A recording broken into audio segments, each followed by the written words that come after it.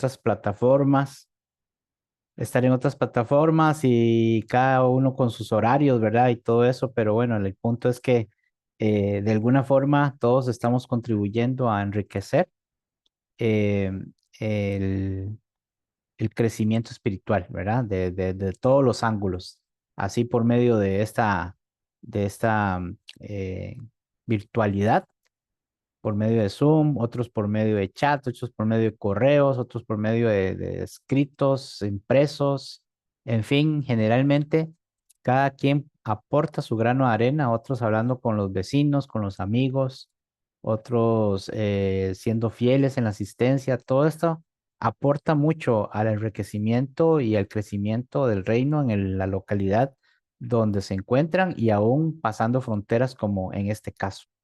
Así que vamos a entrar ya en materia después del tiempo que ustedes están invirtiendo en cada uno de los libros del Nuevo Testamento, que es una virtud también. Poder lograr eso es un trabajo exhausto, pero con la ayuda de todos podemos lograr alcanzar esa meta. No sé si el hermano tiene para compartir pantalla. Ya le doy, hermano. Ujú, no hay problema. Mientras tanto, pues, entonces, hoy vamos a tratar todo el capítulo 11, pero lo vamos a fraccionar, es decir, vamos a dividir ciertas partes para poder tocar y sobresalir las partes más importantes de que toca en este capítulo 11. Sin embargo, pues quiero decir que Lucas, siendo un escritor bastante hábil, con una educación bastante prominente, él logró captar por el trabajo que él hizo todas las cosas que Jesús hizo mientras estuvo aquí en la tierra, con los testimonios, porque ya cuando Lucas estaba escribiendo Lucas, pues ya Jesús había ascendido al cielo, pero él hablando con las personas, los testigos que convivieron, estuvieron con Jesús, vieron todas las cosas y claro, guiados por el Espíritu Santo, que es lo que le da la infabilidad o le da lo que es correcto o que no se equivoca. Entonces, le podemos atribuir que el Evangelio de Lucas es uno de los mejores que se pudo haber escrito con Mateo y Marcos. Y claro que Juan está aparte porque Juan iba hacia otra dirección, ¿verdad? Tenía en mente otra dirección o el Espíritu Santo lo guiaba hacia otra dirección. Pero en el caso de Lucas, él se centra mucho en la persona de Jesús, pero en esa característica de ser amable, de ser una persona bondadosa, de que viene con buenas noticias, de que es una persona que tiene una personalidad, en el caso de Jesús Lucas lo describe como una persona que se preocupa por la clase baja, no por la clase alta, no por la gente que sabe mucho o entiende mucho. Lucas lo señala a Jesús como aquel hombre bondadoso, el Hijo de Dios, por supuesto, todos sabemos ya que Jesús es Dios, pero Lucas lo señala o lo exalta esa persona de Jesús de la forma en que se muestra como un hombre bondadoso, que se preocupa bastante por que la gente de clase baja comprenda y entienda la necesidad que tiene el arrepentimiento. Y esto es bastante valioso porque el caso de Lucas, él como médico tenía un puesto muy importante ante la sociedad y se estaba codeando con personas muy importantes. De hecho, las dos cartas que se escribió, la de Lucas y la de Hechos, fueron dirigidas a una persona muy importante por el título de excelentísimo. Solamente se le adjudicaba ese título a personas o se señalaban a ese tipo de personas que tenían puestos o tenían un estado, un estatus, se llama, un estado de vida donde solamente estaba en un círculo alto. Sin embargo, lo que pudo leer este Teófilo, a quien se le escribió con este nombre o este título de excelentísimo, donde él podía leer la carta de Lucas, podía observar a Jesús en quien Teófilo había creído ya y en que había aceptado como rey y salvador, todos los que somos cristianos tenemos que confesar en un dado momento de que Jesús es rey y señor y que Él es dueño completo de mi vida y que por ser dueño de mi vida, yo soy su discípulo, es decir, sigo los pasos de Él, ¿verdad? Hacia donde Él me dirija, ahí vamos todos, ¿verdad? Ya Porque Él puede es compartir, el hermano. pastor. Ok, está muy bien. Entonces, voy a poner acá para que podamos ver un pedacito. Déjeme aquí nada más. Vamos a ver. Ya casi voy a ponerlo acá. Eso no, porque eso es parte del. Ahí está. Ahí lo voy a poner. Ahí ustedes me van a decir si se va viendo. Yo creo que ahí ya se va viendo mejor, ¿verdad? Ahí ya podemos ver el texto. Yo tengo aquí un. Ajá, correcto. Ahí se puede ver el texto. Entonces, hay cosas interesantes que vamos a encontrar en esto, como les repito, tengan eso en mente. Lucas cuando escribe, está escribiéndole a gente muy importante, pero lo que está escribiéndole es diciéndoles a ellos que el rey, el Salvador, es el hombre bondadoso que andaba buscando lo que se había perdido, ¿verdad? La gente de clase baja, la gente menospreciada generalmente por la clase alta o la clase incluso media, Jesús no, Jesús venía como rey Salvador a buscar ese tipo de gente. Pero dice acá, entonces, que, poner acá esto un momentito, vamos a leer este versículo del 1 al 13 y vamos a desarrollarlo de esa manera. Y dice, aconteció que estaba Jesús orando en un lugar y cuando terminó, uno de sus discípulos le dijo, Señor, enséñanos a orar, como también Juan enseñó a sus discípulos. Versículo 2, y él les dijo, cuando oréis, decid, Padre nuestro que estás en los cielos, santificado sea tu nombre, venga tu reino, hágase tu voluntad como en el cielo, así también en la tierra. Versículo 3, el pan nuestro de cada día, dánoslo hoy. Versículo 4, y perdónanos nuestros pecados, porque también nosotros perdonamos a todos los que nos deben. Y no nos metas en tentación, mas líbranos del mal. Les dijo también, aquí hay algo cortito porque la oración hace como una pausa para poder explicar el por qué era este el modelo, el modelo de confianza, el modelo sencillo, ¿verdad? Y dice el versículo 5 y les dijo también, ¿quién de vosotros que tenga un amigo va a él a medianoche y le dice, amigo, préstame 3 panes? Porque un amigo mío ha venido a mí de viaje y no tengo que ponerle adelante, o sea, para darle de comer. Y aquel, versículo 7, respondiendo desde dentro, le dice, no me molestes, la puerta ya está cerrada y mis niños están conmigo en cama.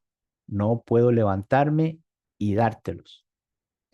Os digo, dice Jesús, versículo 8, que aunque no se levante a dárselos por ser su amigo, sin embargo, por su importunidad se levantará y le dará todo lo que necesite. O sea, no se iba a levantar por ser su amigo. Eso no era impedimento. Él iba a decir, no, por más amigo que sea, ya la cosa, ya la puerta está cerrada.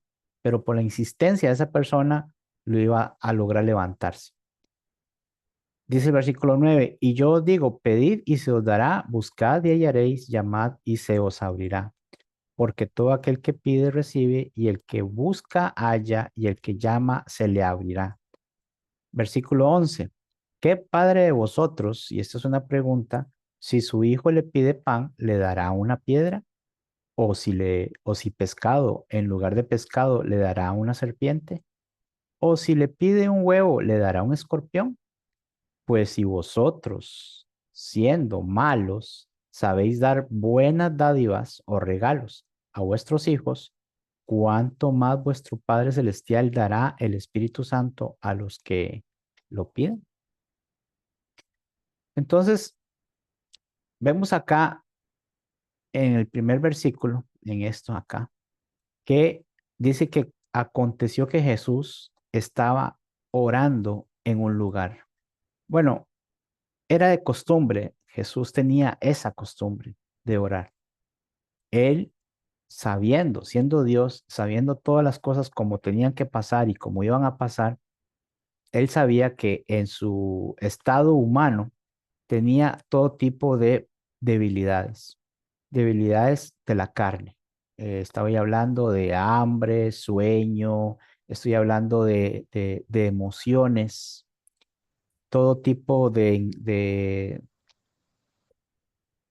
cosas que pueden dañar el sistema nervioso, todo ese tipo de cosas, ¿verdad? Aunque una persona sea segura de sí misma y tenga, o tenga todo bajo control, no puede dejar de sentir, no puede dejar de sentir ira, no puede dejar de sentir tristeza, no puede dejar de sentir alegría eufórica, no puede dejar de sentir momentos de meditación, momentos de perderse, ¿verdad? ¿A ustedes les ha pasado que se topan a alguien, ustedes mismos se sientan en la mesa o en la silla y de repente alguien les hace así con el dedo, y usted, ¿a dónde anda? ¿En qué planeta anda? ¿Verdad? ¿En la luna o qué?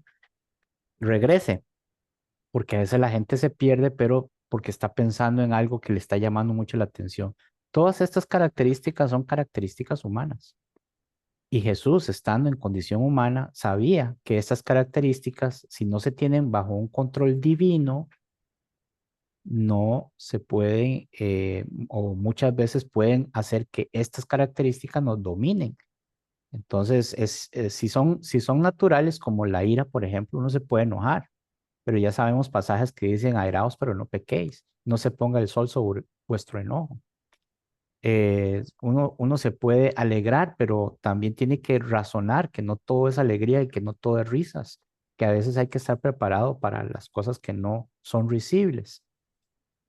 Y así, generalmente, uno se puede poner triste, se puede deprimir, pero no todo el tiempo puede estar encasillado ahí, porque si está encasillado ahí va a traer muchos problemas para su salud y para la vida en general y para la gente que los rodea. Entonces, Jesús sabiendo esto, Jesús sintiendo eso en su propio cuerpo, sabe que la respuesta a esto es la oración.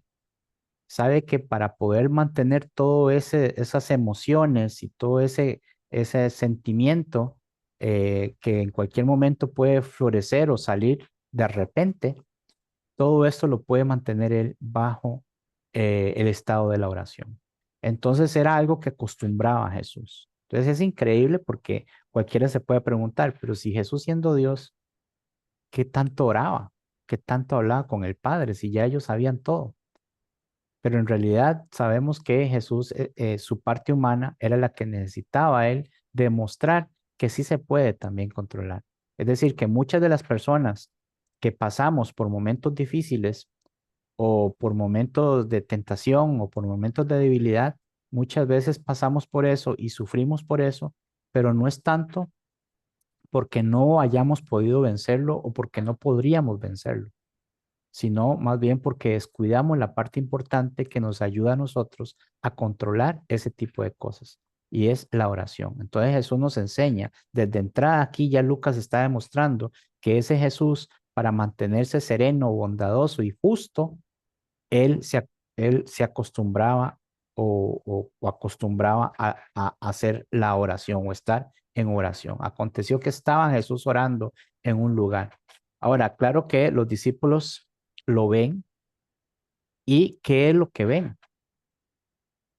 Bueno, lo que ven y oyen, por supuesto, cuando está Jesús orando, no ven oraciones superficiales. No era algo casual ni superficial. La oración era parte esencial de la vida de Jesús. Y él podía demostrar que ese resultado de la oración traía muy buenos resultados. Entonces los discípulos están observando eso. Los discípulos saben, no están viendo a Dios, están viendo a un hombre, pero sabe que por medio de esa herramienta está trayendo cosas buenas a la vida de él. Está haciendo cosas buenas Lo que dice que y los discípulos ven eso, ¿verdad?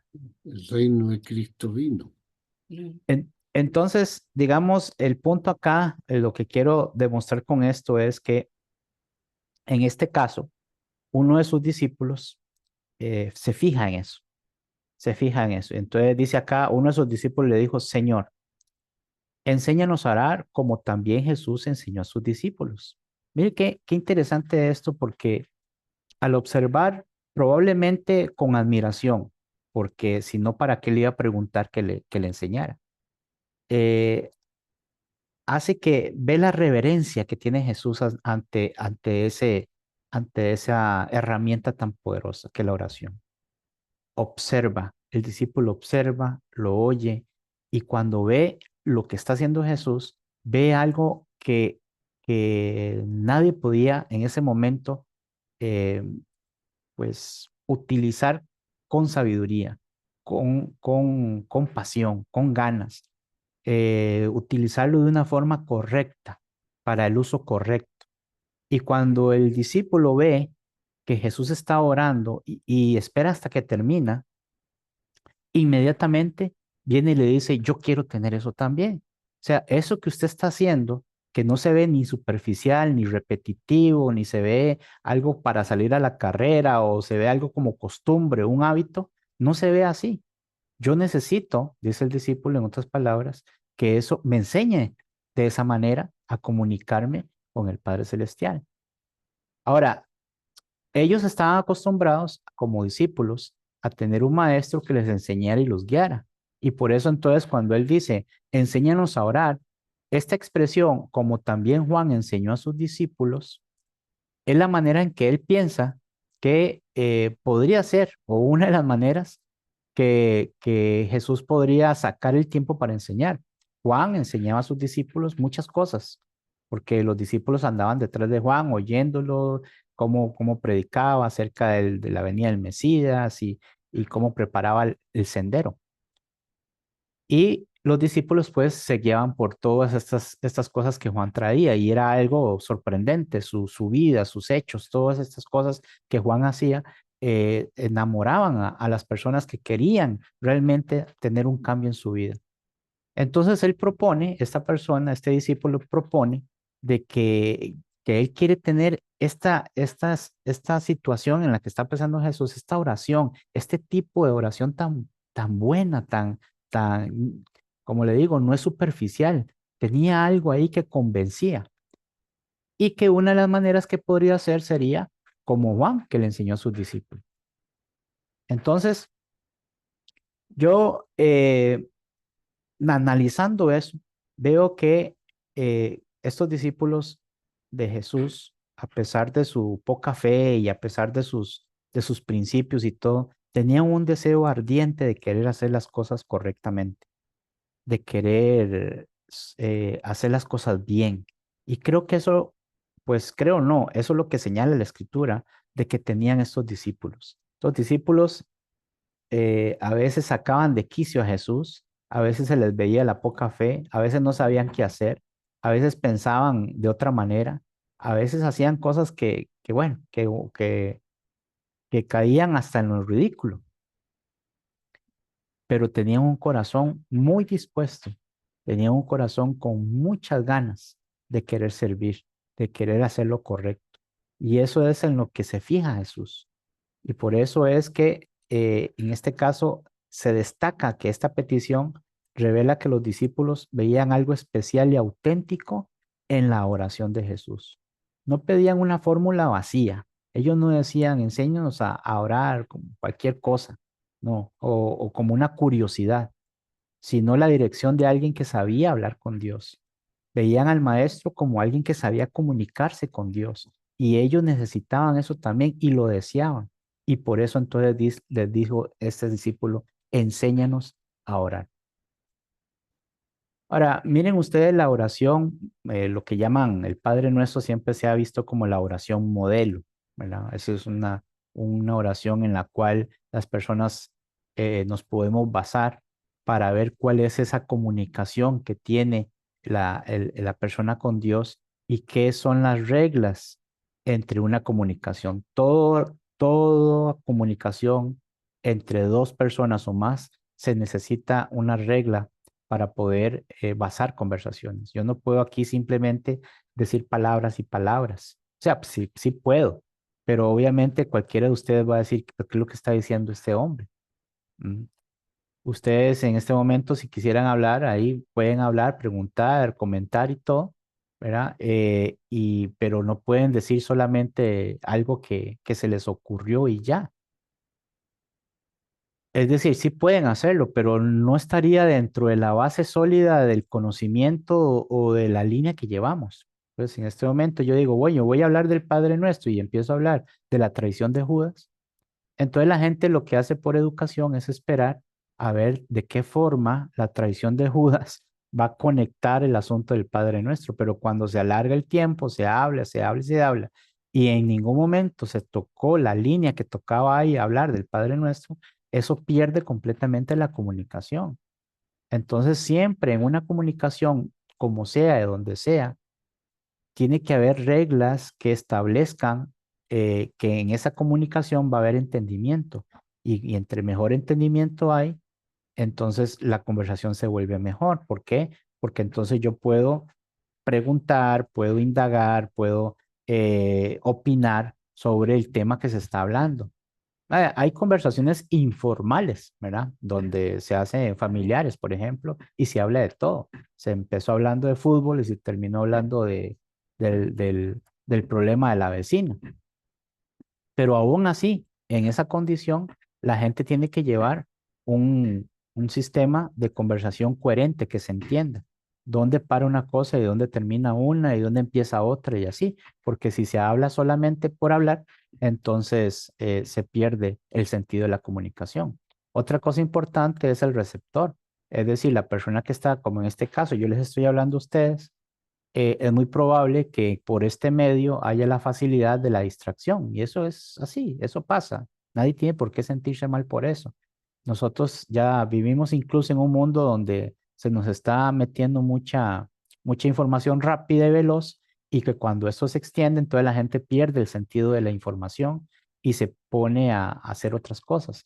Ya eso es un hábito que se está no solamente adaptando en los adultos, sino que hasta se los está enseñando a los niños donde todo tiene que ser rápido, todo tiene que ser veloz, no hay tiempo para meditar en eso, no hay solamente para la sensación y ya.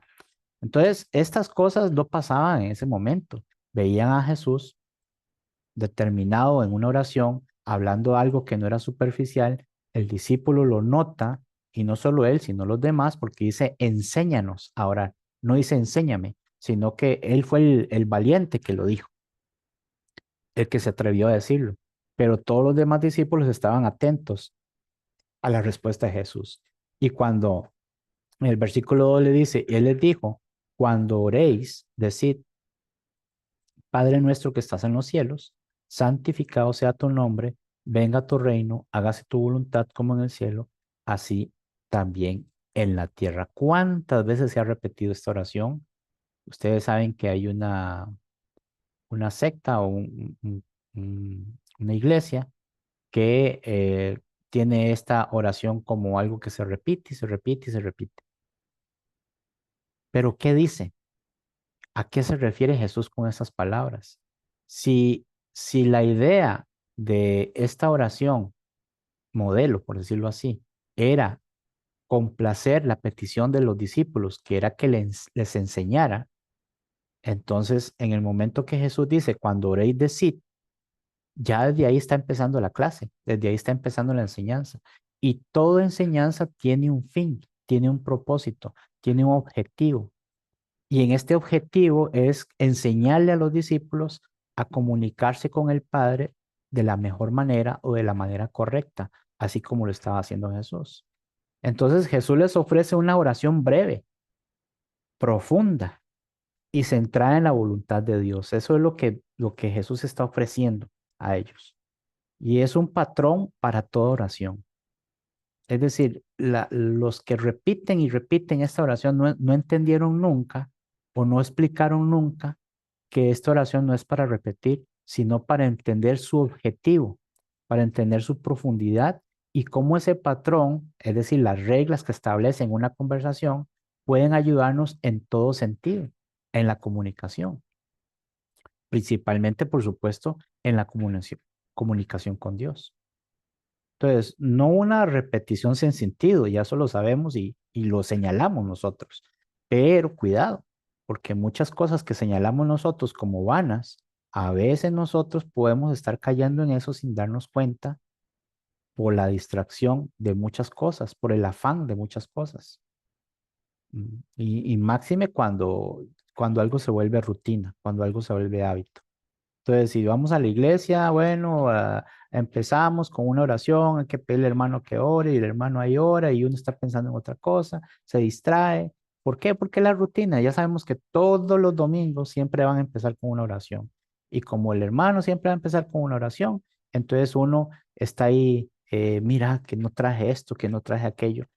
Los cantos también, cuando estamos en los cantos, ya tantas veces se repiten los mismos cantos, se canta lo mismo, se sabe que es lo mismo, ya se sabe los signos que se están cantando a veces por cantar y no se está centrando en lo que esa canción o ese himno está afectándome o está relacionándose conmigo.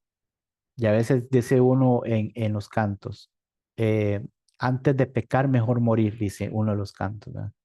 Esa frase. Antes de pecar, mejor morir.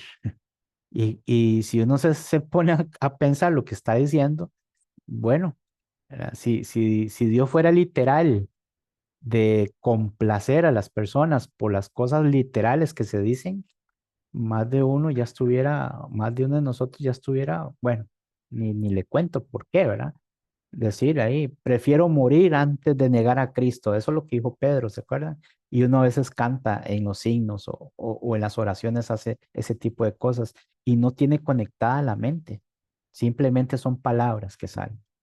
Entonces Jesús está tratando ahora en este momento de enfatizar el patrón para toda oración.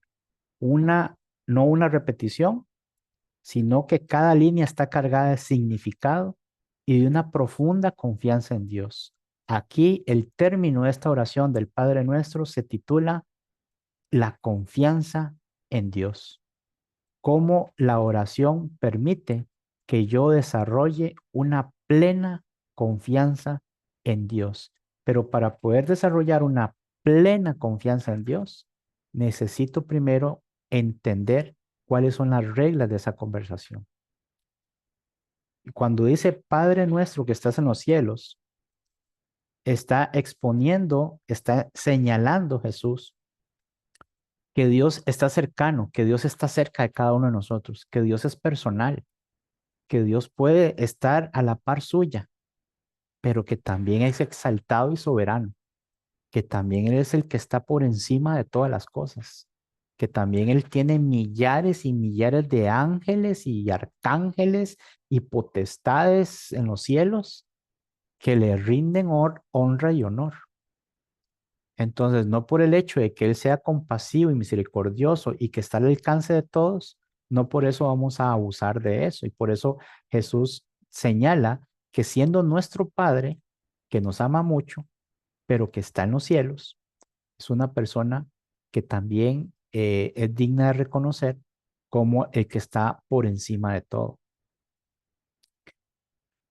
Vea si es así, vea si que la conexión de pensamiento es así, que Mateo también lo describe.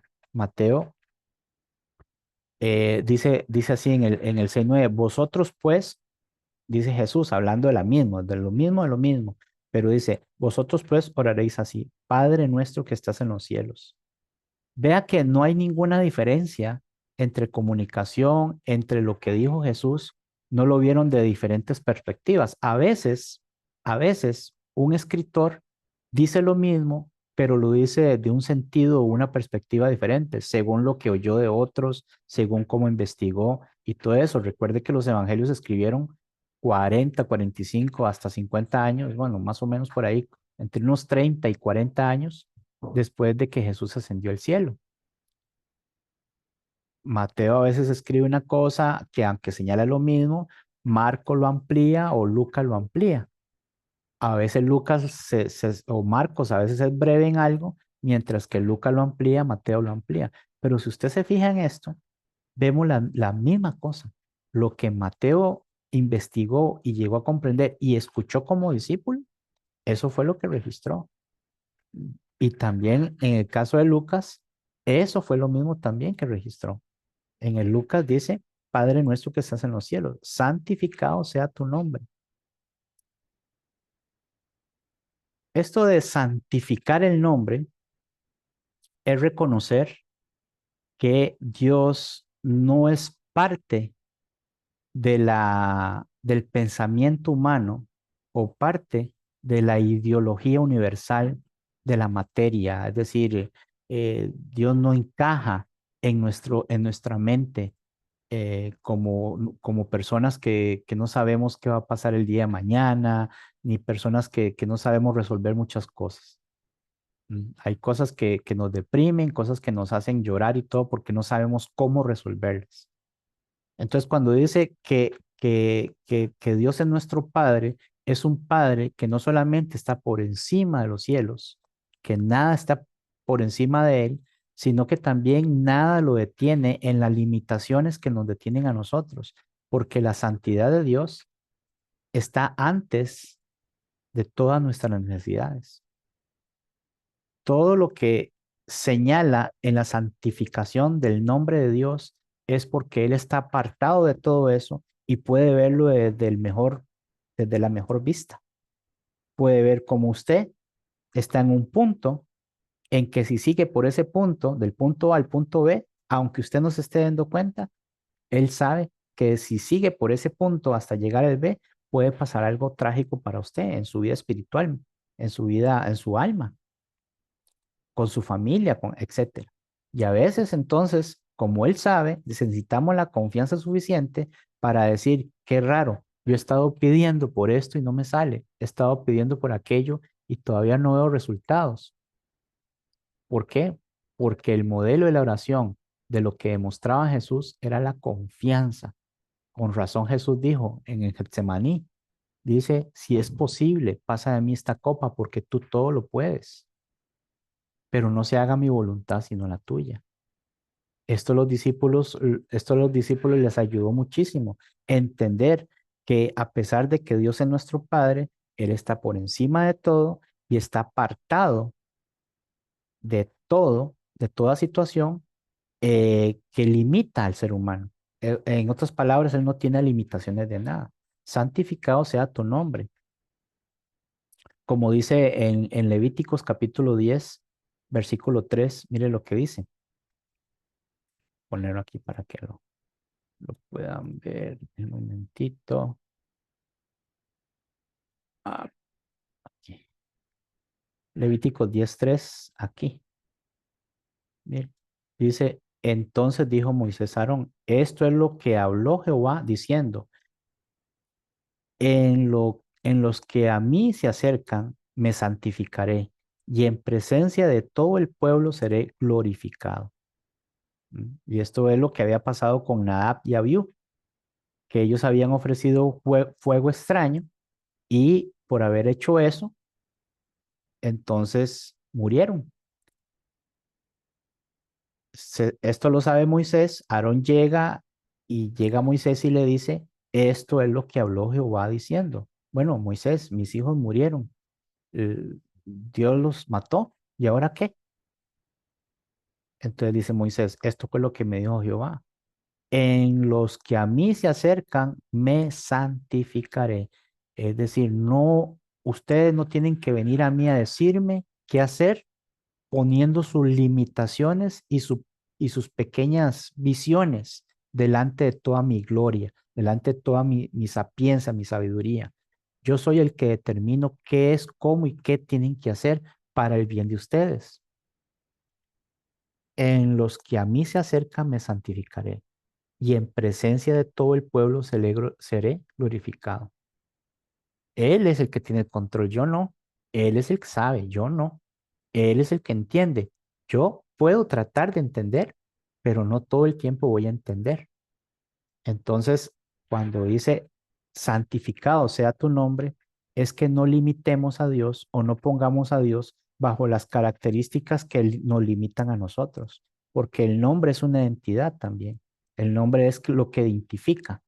Eh, por ejemplo, si yo soy muy bromista y cuento chistes y todo el tiempo cuando a la persona dice, ¿usted conoce a Marvin? Entonces inmediatamente lo va a identificar con las acciones que generalmente se hacen. ¿Usted conoce a Marvin? Ah, sí, sí, es el más bromista, solo chistes y solo risas. ¿Ves? Eso es lo que identifica. Entonces, ¿usted conoce a Dios? Sí. ¿Y qué conoce de Él? Que Él es el Todopoderoso, que Él está por encima de todo y que Él hace lo que necesite hacer para poder satisfacer las necesidades que cada ser humano tiene para cuidar su alma y ser eternamente pues salvado. Hágase tu voluntad. Bueno, ¿verdad? Hágase tu voluntad, como en el cielo, así también en la tierra. No se trata de resignación, pero antes dice, aquí, santificado sea tu nombre, dice, venga tu reino. Todo ya sabemos acá. Creo que la mayoría que está acá entiende y conoce que el reino es la iglesia. Simple, sencillo. La iglesia es la representación del reino celestial que hace que todos nosotros como cristianos nos seamos ciudadanos de ese reino y que como ciudadanos tenemos un rey que es Jesús y un padre que es sobre todo y en todos, que es el Padre Celestial.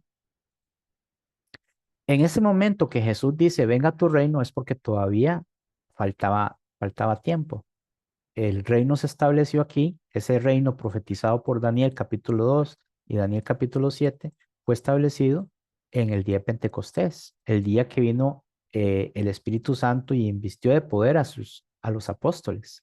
Y que desde ahí, dice Jesús, me seréis testigos en todas estas regiones y hasta el fin del mundo. Y así pasó, porque Dios no se equivoca. Entonces, esta condición todavía no estaba presente, todavía estaba formándose como la pequeña semilla mostaza que Jesús habló de la parábola, que el reino de los cielos es como una semilla mostaza que empieza pequeñito y va creciendo, va creciendo, va creciendo hasta tanto que las aves hacen nidos ahí. Así es el reino de los cielos. Bueno, en este momento, cuando Jesús está hablando con sus discípulos, el reino todavía se estaba preparando para venir con poder en Hechos capítulo 2. Venga tu reino. Y aquí cuando dice, venga tu reino, entonces tenemos la palabra de Pablo que nos dice en Colosenses 1:13, aquí esta, dice, el cual nos ha liberado de la potestad de las tinieblas y trasladado al reino de su amado Hijo. ¿Cuál es este reino de su amado Hijo? Pues la iglesia. Porque ¿cuál es el propósito de Jesús? Trasladarnos de la potestad, es decir, de toda autoridad y lo que estábamos nosotros bajo esa influencia de tinieblas, de oscuridad, de ignorancia, y nos ha trasladado a la potestad de Cristo, cuando dijo Mateo 28, 19, 20, ¿verdad? Toda potestad me ha sido dada en los cielos y en la tierra.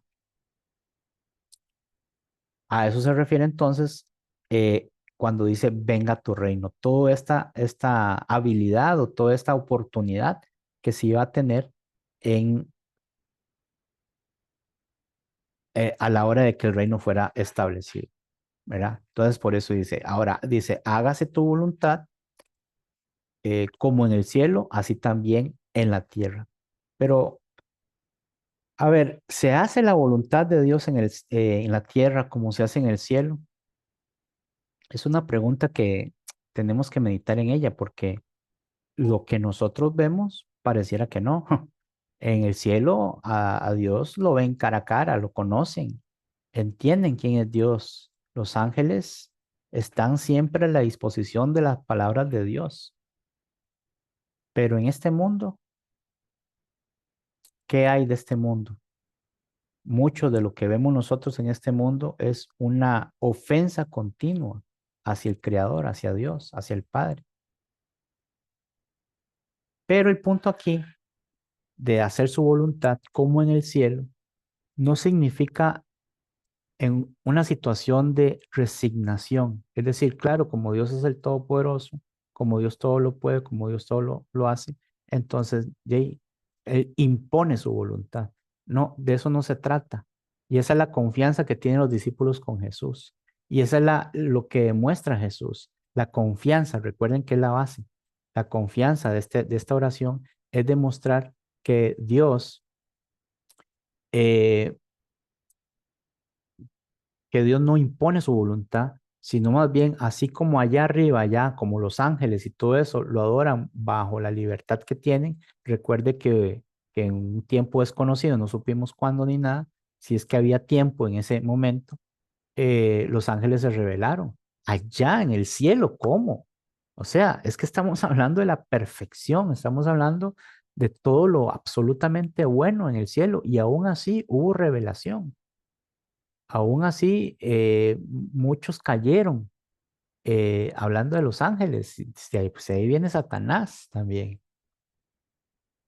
¿Cómo? Si Dios impone su voluntad, si la voluntad de Dios se hace así en el cielo como en la tierra, nadie tiene la oportunidad de hacer lo que quiere, porque es la voluntad de Dios. Entonces no se trata de resignación, sino de una obediencia consciente y activa, basado en la libertad del que yo pueda escoger. O sea, yo no escojo obedecer a Dios porque tengo miedo de que me mande al infierno, ese no es el punto. Yo no escojo obedecer a Dios porque tengo miedo de que Él al final me diga apartados de mí. No ese no es el punto de hacer la voluntad de Dios o que se haga la voluntad de Dios. Se hace la voluntad de Dios porque yo escojo que esa voluntad sea la que gobierne mi vida. Yo lo escojo libremente. Yo digo, yo quiero que Dios gobierne mi vida. Tengo la oportunidad de decir que no, pero yo a Él no le voy a decir que no, yo le voy a decir que sí, como pasó en el cielo o como pasa en el cielo. Así también en la tierra. La gente tiene la oportunidad de escoger hacer la voluntad de Dios, no por miedo, por temor, sino porque, digamos, el agradecimiento, el amor, todo lo que ha mostrado Dios, la bondad de todo tipo y en todas formas, merece que se haga la voluntad de Él. O sea, todo lo que Él desea para nosotros es el bien. Y por eso, cuando alguien tiene el poder y también tiene la solución de que en mi vida me vaya bien, ¿por qué yo me voy a poner en contra de eso? ¿Por qué yo me voy a negar? Solo los tontos hacen eso.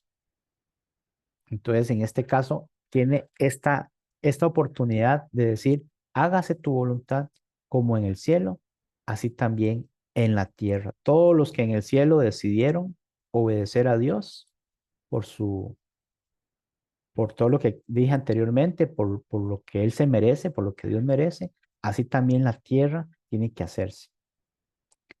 Y bueno, una vez acá vemos que en esta oración, en el versículo 2, todo se refería hacia Dios.